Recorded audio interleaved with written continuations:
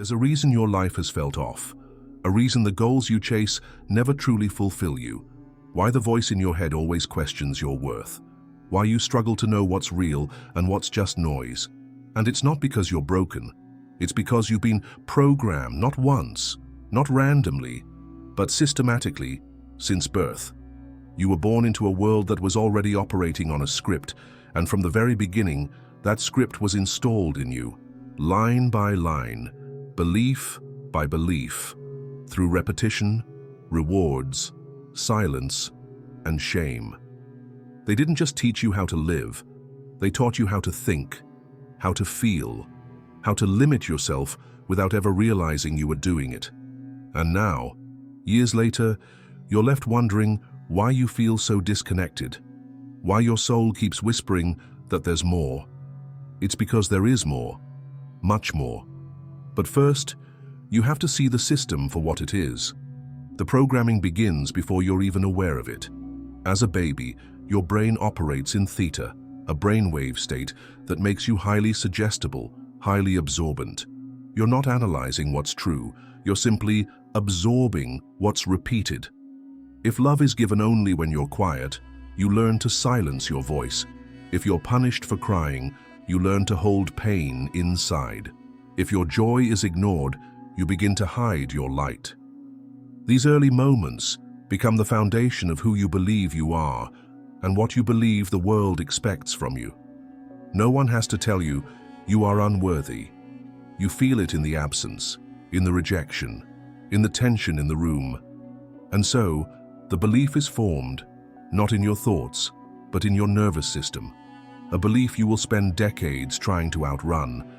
Then comes language, school, religion, media, culture. Each layer of your environment installs deeper code. You are told what is right, what is wrong, what makes you good, what makes you dangerous. You're taught to memorize answers, not question them. You're trained to sit still, obey, stay in line. And when you do, you're praised, rewarded, called a good student, a good child. But all that really means is you're becoming easier to control. And the more you comply, the more the system celebrates you. You think you're succeeding, but what you're really doing is conforming. And in that conformity, the real you begins to disappear, not completely, but gradually, slowly, quietly. The wild you, the sensitive you, the curious, dreaming, soul-seeking you gets pushed aside to make room for what the world expects. You learn to second-guess your gut, to silence your truth, to perform what is safe, acceptable, comfortable for others. And soon, you begin mistaking your programming for your personality. You believe your self-doubt is humility, your anxiety is just being responsible, your people-pleasing is love. But none of these are your truth. They are symptoms of a system that raised you to forget who you are. Have you ever noticed how hard it is to just be, to sit in silence, to follow your joy without guilt, to rest without explanation, to speak your truth without rehearsing it 100 times in your mind? That tension, that fear, that resistance, it's the programming. It's the invisible leash on your soul, the one that says, don't go too far, don't shine too brightly, don't trust yourself too much. And the reason it feels so real is because it was installed early, repeated often, reinforced by the very people you depended on. But here's the truth they never taught you. You are not your programming. You are not your conditioning. You are not the thoughts that run on autopilot in your mind. You are the one who hears those thoughts, the one who feels that something is off, the one who has always known there's more to life than waking up, going to work, paying bills, following rules, and trying to prove your worth. That voice inside you, the one they told you to ignore, that's the real you. That's the unbroken part, the eternal part, the part that was never fooled, never programmed, only buried. And it's beginning to rise. It starts as restlessness, as dissatisfaction, as a deep ache for something you can't name. You look around and realize this can't be all there is. The schedules, the stress, the expectations, the hollow winds, It doesn't feel alive. It feels like theater, like everyone's playing roles and forgetting it's all a play. That feeling, that dissonance, is your awakening. The moment your soul begins to rebel against the code. And when it begins, nothing feels the same. You start noticing things you used to ignore, the way people talk in loops, the way the news repeats fear, the way success is defined by exhaustion, the way truth is mocked and distraction is celebrated. You start asking questions, dangerous questions, not because they lead you to chaos, but because they lead you to freedom. Who decided what I should value? Why do I fear rejection more than regret? Why do I call it normal to be anxious all the time? Who benefits when I doubt myself? What if everything I was taught was actually upside down? These questions don't break you, they awaken you, and the system hates that, because an awakened mind cannot be controlled. An awakened soul cannot be bought. And an awakened person is a threat, not to people, but to the illusion that holds people in place. Let's go even deeper. Look at your life. Look at the roles you've played, the masks you've worn. How many of those choices were truly yours? How many were defaults, paths laid out by family, by culture, by fear?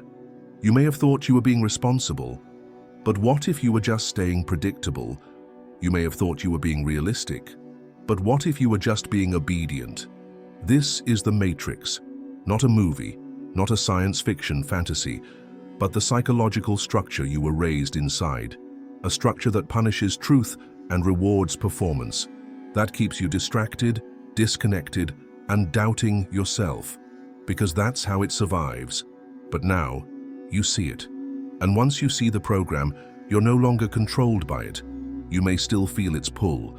You may still hear the old voices, but they're quieter now, because something deeper has woken up. And that something, your awareness, is your key. Because here's the secret. The cage was never locked. You were never meant to be a robot, but that's exactly what they tried to make you. A predictable unit of thought, a repeatable system of beliefs, a loop running on autopilot, endlessly repeating someone else's definitions of me can being. And the moment you stepped outside those definitions, they called it rebellion. But what if it was never rebellion? What if it was remembrance? What if that discomfort you feel when you try to live like everyone else is actually your soul saying, "This isn't who we are"? You see, the programming doesn't just live in your mind, it lives in your body, in your posture, your breath, the tension in your shoulders when you speak your truth, the way your heart races when you disappoint someone. That's not personality, that's trauma conditioning. You were trained to associate your value with performance, your safety with obedience, your worth with silence. And those lessons were never conscious, they were visceral, somatic. And that's why it's so hard to escape them, because they don't feel like lies. They feel like survival. But what no one told you is that survival and truth are not the same thing. You can survive an entire life inside a lie. You can survive while being half awake, half present, half alive, as long as you play your part. But you can't thrive that way. You can't feel love that way. You can't remember who you are in that kind of sleep. And so the question becomes, is survival worth the cost of forgetting yourself? They taught you to fear awakening. They made it seem like madness, like chaos, like failure. But what they never told you is that awakening is actually remembering. And the only reason it feels like falling apart is because you're watching the false self crumble, the self that was designed to please, to perform, to protect. That self isn't evil. It kept you safe, but it was never real. And now, it's time to let it go. Let's talk about control. Not just political or economic control, but perceptual control. The ability to define what you see, what you value, what you question, what you never think to question. This is the deepest level of programming, the one that shapes your lens. If I control the lens you see through, I don't need to control your actions. You'll police yourself. You'll doubt yourself. You'll follow the crowd, not because you're weak, but because your lens has been narrowed since childhood. You were taught that reality is external, that truth is outside of you, that someone else knows better, the parent, the teacher, the priest, the expert. And so you learn to look outward instead of inward. You learn to wait for approval, for permission, for validation. And this is how your inner compass was deactivated. But here's what they couldn't kill: your knowing, your instinct, that feeling in your bones that says, this isn't right. The reason you feel anxiety in a 9-to-5 job that drains your soul, the reason you feel hollow after achieving what you were told would make you happy, the reason you feel alive only when you're breaking the script, walking in the woods, speaking your truth, creating something just because it moves you. That feeling, that's your original self, still alive, still pulsing underneath the noise. So how do you break the program? You begin by noticing it. Every time you feel guilt for resting, that's programming. Every time you shrink to avoid judgment, programming. Every time you silence your truth to keep the peace, programming. Every time you feel panic when someone doesn't approve of you, that's the nervous system reacting to an old script. And your job now is to pause, to question, to interrupt the loop, because every time you choose presence over pattern, you are rewriting your code. Every time you listen to your gut instead of the crowd, you are reclaiming your sovereignty. Every time you speak, even if your voice trembles, you are breaking the spell.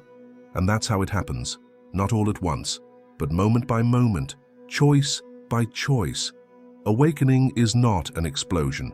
It's a quiet rebellion, a sacred undoing, a return to what you knew before the world told you to forget. Let's go even deeper now. Let's talk about the stories, because programming isn't just made of rules, it's made of stories, cultural myths, generational lies, narratives that shape what we think life is supposed to be. The story that love must hurt, that men shouldn't cry, that women must be soft, that success is money, that failure is shame, that rest is laziness, that aging is decay, that death is the end. You didn't choose these stories, they were assigned to you, and you internalized them until they felt like truth. But stories are not sacred. Stories can be rewritten, and that's exactly what this moment is about. Rewriting the story of you. Because the old one is too small, too tight, too scripted. It doesn't hold the mystery of who you really are. It doesn't honor your depth. It doesn't reflect your essence. You weren't made for fitting in. You were made for remembering. And that remembering begins here, when you realize that not everything you believe is true, when you stop reacting and start responding, when you stop performing and start feeling, when you stop chasing and start listening. To yourself, to your body, to your intuition, to the quiet voice that was never programmed, only buried, because it's still there, under the shame, under the conditioning, under the years of trying to be what they wanted. There is a voice inside you that speaks with the frequency of truth, not external truth, internal, soul deep, bone deep, unshakable truth. And when you listen to that voice, really listen, the system inside you starts to break down. The false beliefs begin to crack. The trauma responses begin to dissolve. And in their place, something ancient returns, your essence, and with it, your freedom. Not the freedom they sell you, in vacations, in votes, in shopping carts, but the real kind. The kind that says, I don't have to earn love. I don't have to apologize for existing.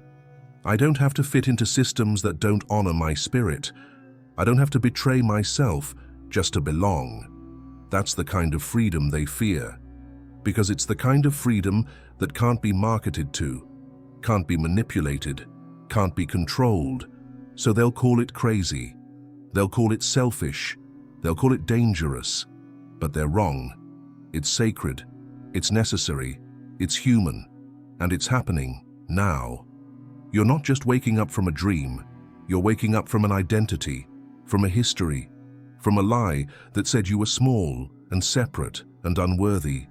You're waking up to yourself, and that's why everything feels strange right now. Why your old life doesn't fit. Why your thoughts are louder.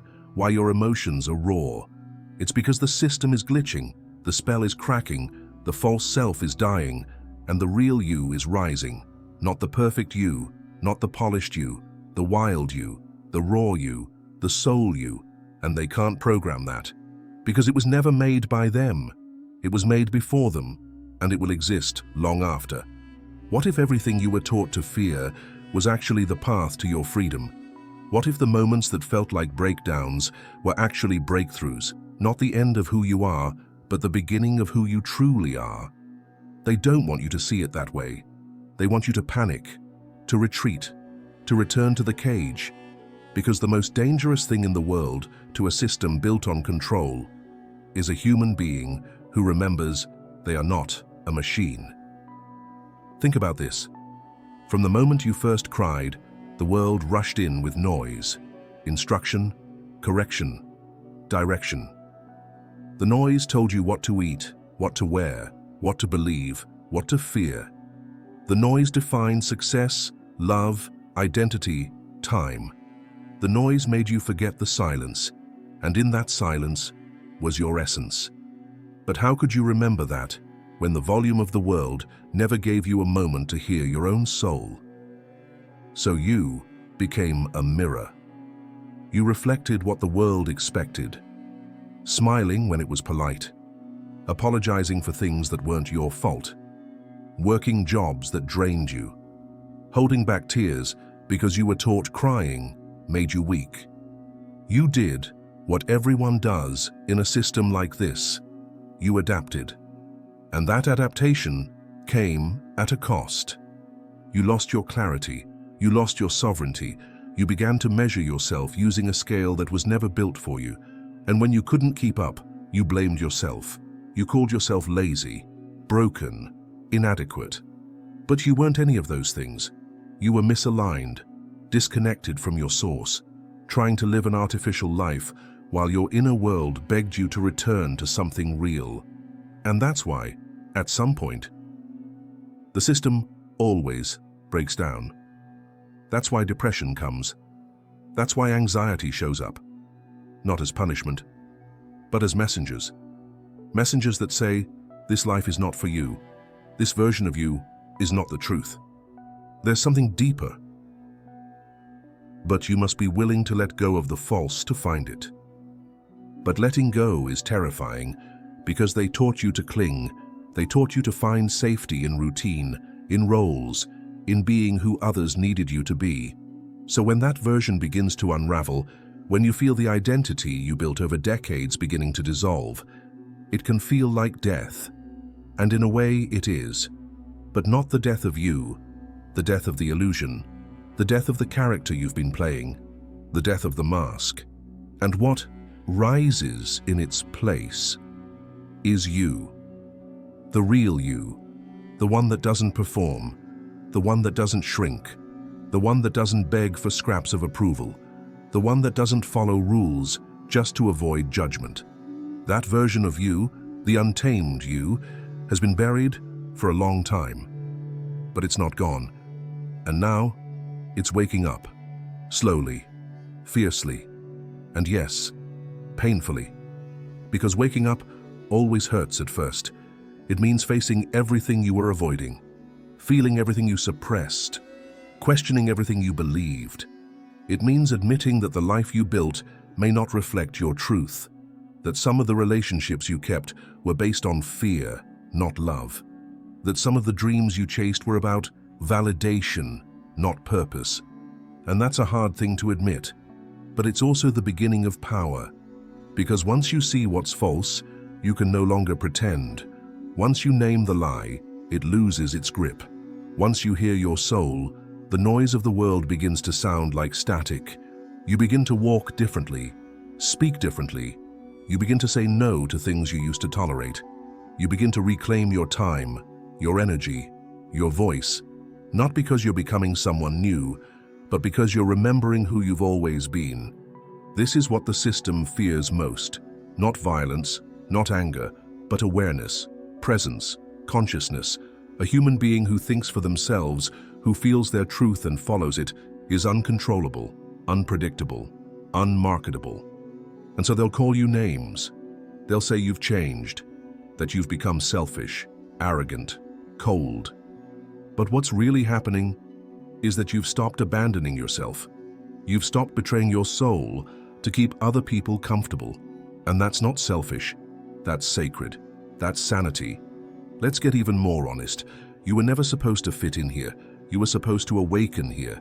You weren't born to be another cog in the machine. You were born to remember that the machine is an illusion. You weren't born to follow orders. You were born to follow light, to disrupt patterns, to bring healing to generational pain. But first, you had to forget.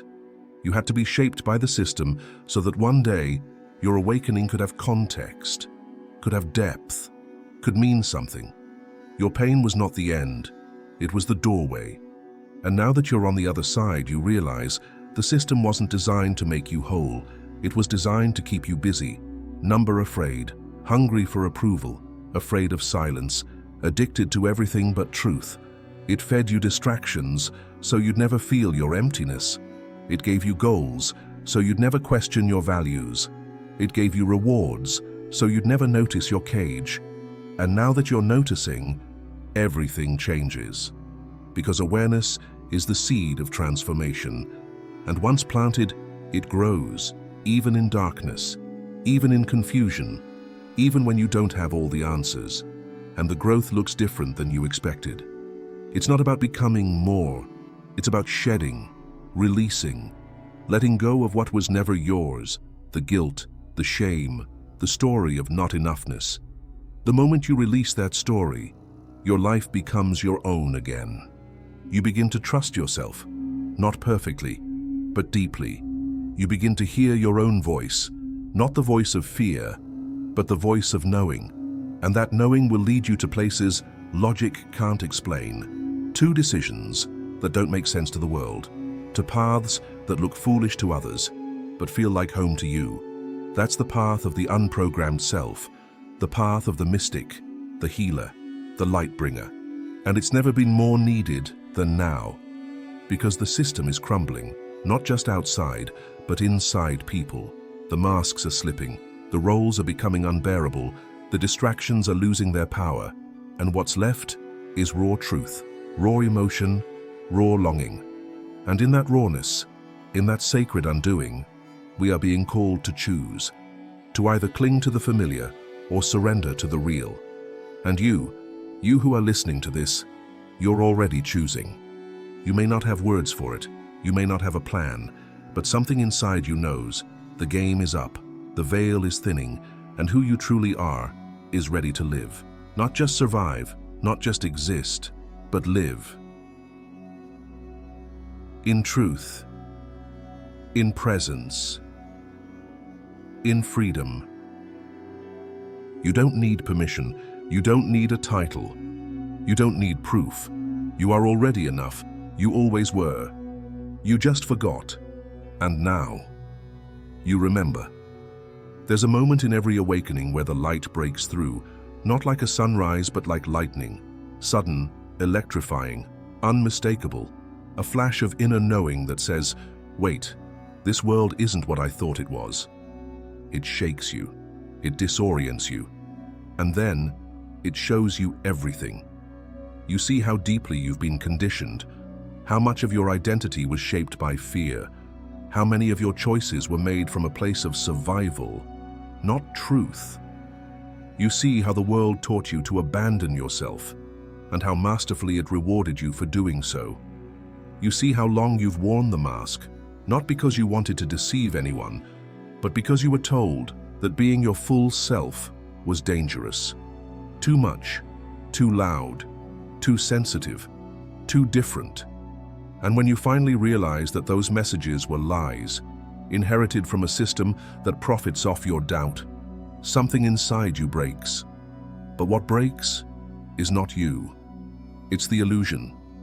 You begin to remember things you never learned, truths that were always in you, waiting for space, that your worth is not earned, that your emotions are not weakness, that your intuition is not irrational, that you were never meant to live inside boxes, labeled, filed, managed. You were meant to expand, to question, to feel, to express. But the program didn't allow for that. It taught you to minimize yourself, to flatten your edges, to blend in, and it used the most powerful tool to do it: fear. Not the obvious kind, the subtle kind. Fear of being rejected, fear of being misunderstood, fear of being left behind. So you complied. You edited your truth. You filtered your voice. You adapted to survive until you forgot you were adapting. But now that you're awake, you can't unsee what you've seen, and it's not easy. Awakening is not euphoric. It's messy. It's emotional. It's grieving a version of yourself you no longer resonate with. It's realizing that the life you've built may not reflect your soul's blueprint. It's losing friends, questioning everything, feeling lonely in rooms that once felt familiar. But this is the path. This is the unraveling that must occur before rebirth. And make no mistake, this is a rebirth. You're not just shifting perspectives.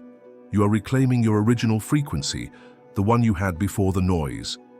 And with that reclamation comes a responsibility to stop pretending, to stop agreeing to what doesn't resonate, to stop shrinking in the face of discomfort, to stop lying to yourself just to avoid awkward conversations. Because your soul did not come here to be polite. It came here to be real, to heal, to remember, to teach others by example that it's possible to live free even inside a system designed to keep you asleep. And here's the paradox. The system cannot be dismantled from the outside.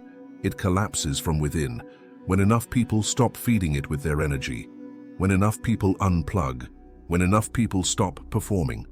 That's how it ends, not with violence, but with truth. Quiet, consistent, radical truth. So what does that look like in real life? It looks like saying no when everything in you has been trained to say yes. It looks like walking away from conversations that drain you. It looks like doing less, not more, because you're no longer trying to prove yourself. It looks like trusting your body, honoring your emotions, listening to silence, creating without asking for permission. It looks like being misunderstood and staying grounded anyway. It looks like letting people down and knowing it's not your job to carry their projections.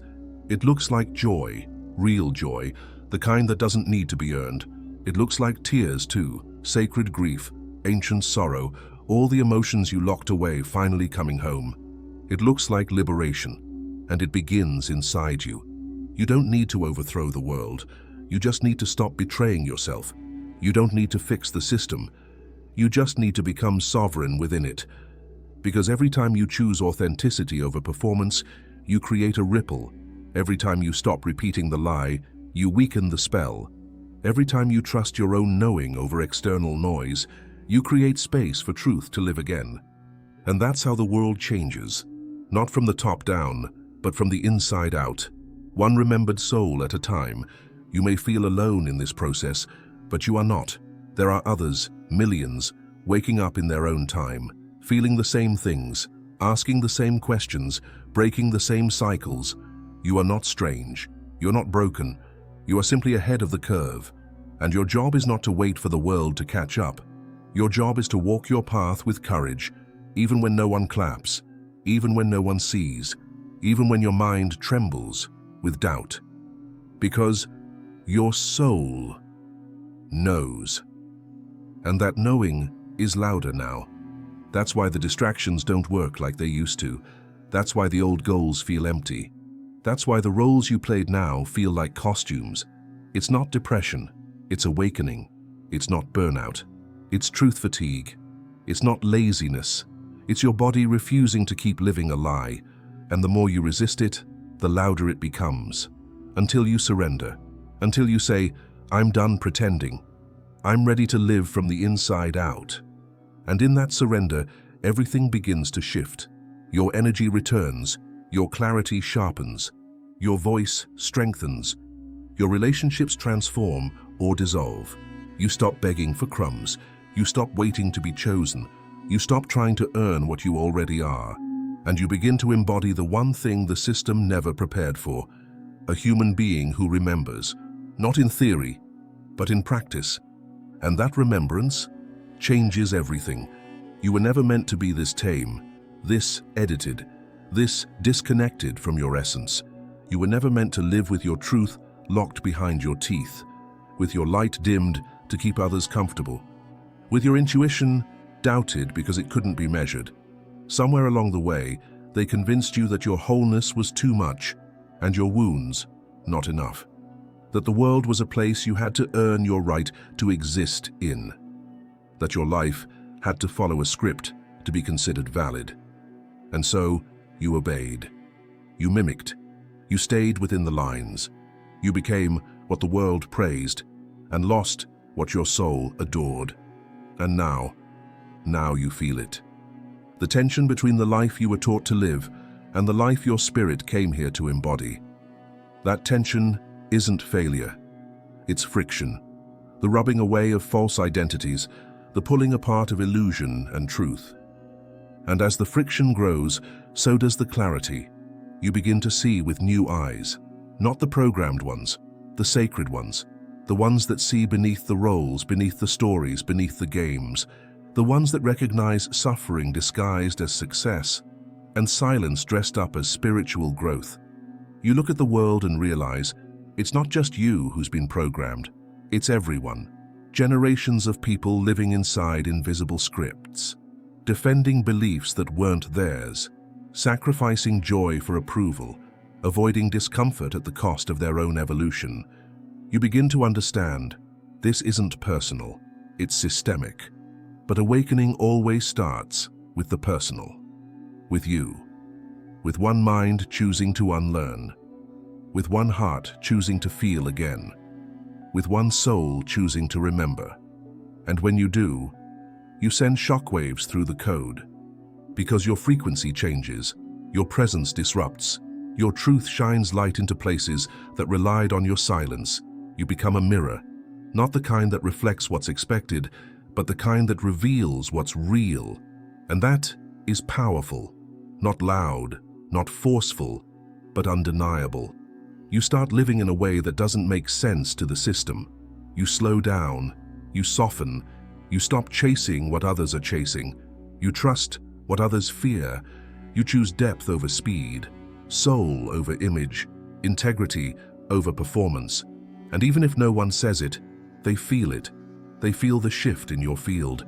They sense the unraveling of your old self and the presence of something timeless rising in its place.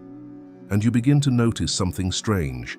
The more you return to your truth, the less you need, the less you crave validation, the less you fear judgment, the less you rely on external chaos to distract from internal pain. You find stillness, spaciousness. You stop filling the void and start listening to what the void has to say. And what it says is simple. You were never lost, only covered.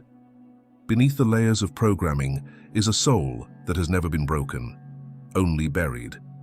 And when you feel that, not just as an idea, but as a knowing, everything shifts. You stop seeking, you start embodying, you stop doubting, you start trusting, not perfectly, but consistently. You begin to live as if you are whole, even on the days you feel fragmented. Because wholeness isn't about perfection, it's about integration. It's about holding both the wounds and the wisdom, the fear and the fire, the questions and the quiet. It's about no longer needing to be anything other than real.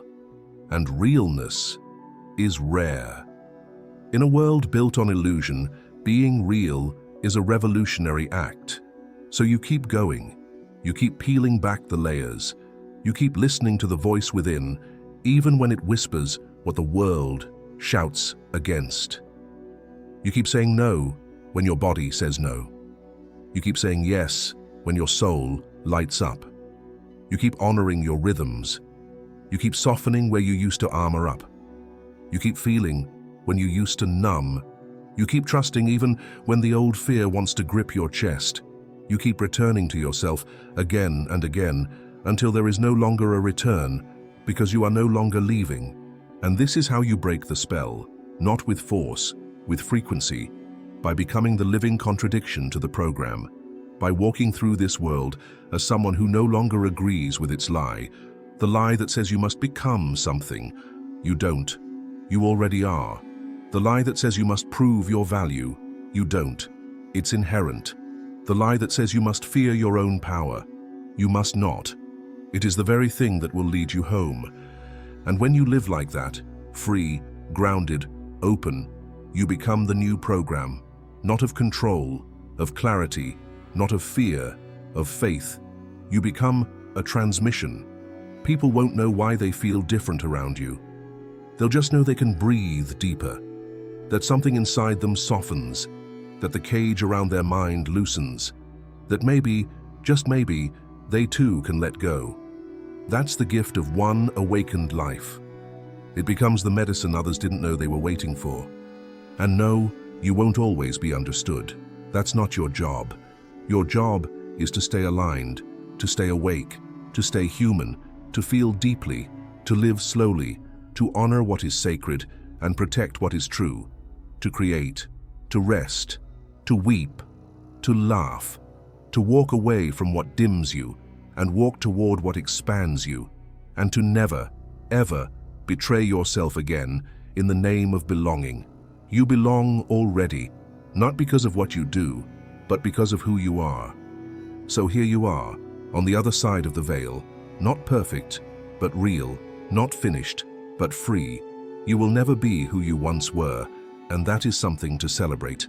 The program didn't win, the system failed to erase you, and what remains now is your essence, untamed, unapologetic, alive. You may not have all the answers, but you have the one thing that matters, awareness. And from that place, you will rise again and again into the life your soul came here to remember. If this message made you feel something stir inside, don't scroll away. Drop a comment and tell us what hit you hardest. Your likes and subscriptions help this channel stay alive in the algorithm and reach others waking up just like you. Stay curious, stay grounded, and remember, this reality is not what it seems, and neither are you. Until next time, this has been Mystery School.